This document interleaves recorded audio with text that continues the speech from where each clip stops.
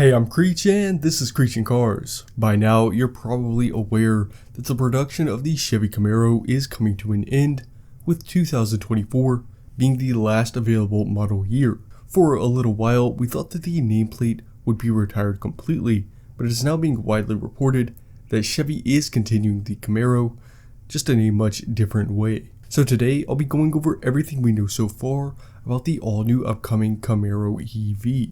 Let's first start by trying to get a general idea of what the new Camaro will look like. We do know that unlike any previous generation of the Camaro, this new Camaro will be an SUV or crossover with more of the SUV coupe body style, similar to models like the BMW X4, for example. This would set the model up to be a competitor to the Ford Mach-E, but we'll get into that more later. For now, we only have some renderings that show what the Camaro SUV might look like. GM has said that the Camaro will remain a sporty car that prioritizes a fun driving experience. This will likely result in an aggressive design that carries over a lot of the classic Camaro design cues. I think this rendering from Motor Trend looks particularly nice, as it uses a familiar front end that looks similar to the outgoing 6th generation of the Camaro. It maintains the aggressive look and stance with hard cuts and angles all around the body. The front fascia has a large splitter with a nice grille design. The headlights are updated and there's a significant hood bulge, which I think stands out more on an electric car, and it could also be functional as additional space for a front trunk. The hood bulge transforms into an indented roof that slopes back aggressively. The side profile is somewhat reminiscent of the Lamborghini Urus with its hard creases. The belt line around the rear fender looks really similar to the outgoing model. The rear end will have a similar angular design and incorporate a familiar but updated taillight design. Visibility will likely be a challenge, as it has been with the traditional coupe Camaro, but that's just an unavoidable side effect of this design. As with the exterior, we don't have any official looks at the interior just yet, but I think a good place to start is the Blazer EV. Recently, the Blazer has been sort of a Camaro SUV, sharing a lot of design cues inside and out, far from the off-road focused Blazer of the past. Now that both models are going electric and both will be SUVs, this may still be the case. The Blazer EV SS has a very nice and sporty red interior that wouldn't look out of place at all in a Camaro. All of GM's electric vehicles have the same general feel on the interior, so you can expect the Camaro EV to have this same digital gauge cluster and large but not overbearing infotainment screen. The rest of the dash and door panels look really good, and they definitely stand out from the crowd of minimalist EV interiors.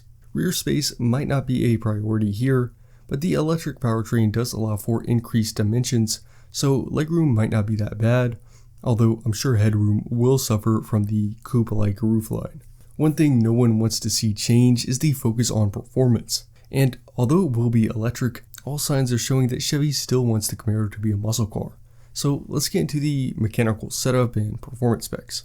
First of all, like all electric GM vehicles, the Camaro will be built on the highly versatile Ultium platform. As of now, we don't have any specific numbers as far as horsepower, torque, or range, but Chevrolet's president has said that the focus won't necessarily be on massive numbers when it comes to power output, and the development team will instead focus on making sure the new Camaro is just fun to drive in the first place. This echoes a similar sentiment recently expressed by Lamborghini CEO, showing that legacy automakers are catching on to the fact that most people, and not just enthusiasts, really do care about how a car feels to drive and not just its numbers on paper. Still, you can expect the Camaro EV to bring enough power to be competitive with the Ford Mach-E, but probably not much more, and it will use a battery and motor setup that is similar to the rest of the Ultium-based vehicles. This means a standard range of at least 250 miles with an optional larger battery pack that could provide up to 350 miles of range. Chevy is targeting a $34,995 base price, which is $5,000 less than the cheapest Mach-E. At that price, I would have to assume that the base model would come with just one motor and be rear-wheel drive, but this single motor won't be a slouch, and it should still pack about 340 horsepower and 320 pound-feet of torque. Of course, you can expect a myriad of trim levels, some with classic names like an SS trim.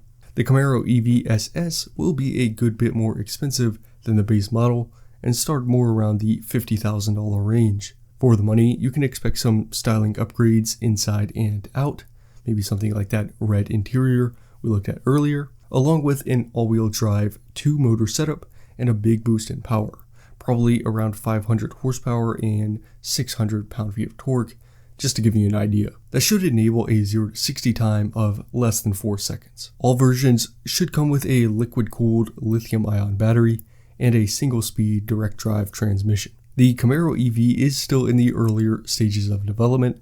We probably won't get an official reveal until sometime in 2025, with the production model going on sale in 2026. While I'm quite certain most of my viewers don't like any electrification creeping into our classic American muscle cars, I actually find it incredibly interesting to see how Ford, Chevy, and Dodge are all handling this differently. Right now, I see this new EV directly targeting and competing with the Mustang Mach-E, of course, being an SUV. However, some reports have suggested that within the walls of GM there are future plans to expand the Camaro lineup to include a sedan and, just like always, a coupe, just in electric form. This way, Chevy could take on both the Mach-E and the electric Charger. For now, let's stay focused on the immediate future, where the Mach-E is selling well for Ford.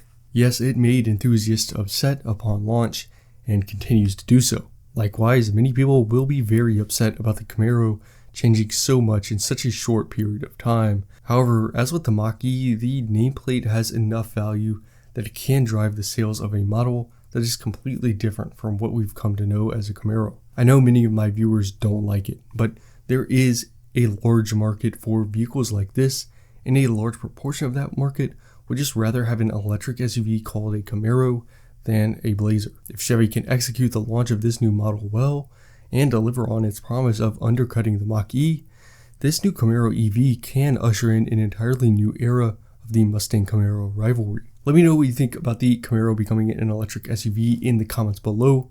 On this channel, I talk about car news like this, as well as history and culture. For more videos like this one, check out the rest of the channel and subscribe so you don't miss any future uploads.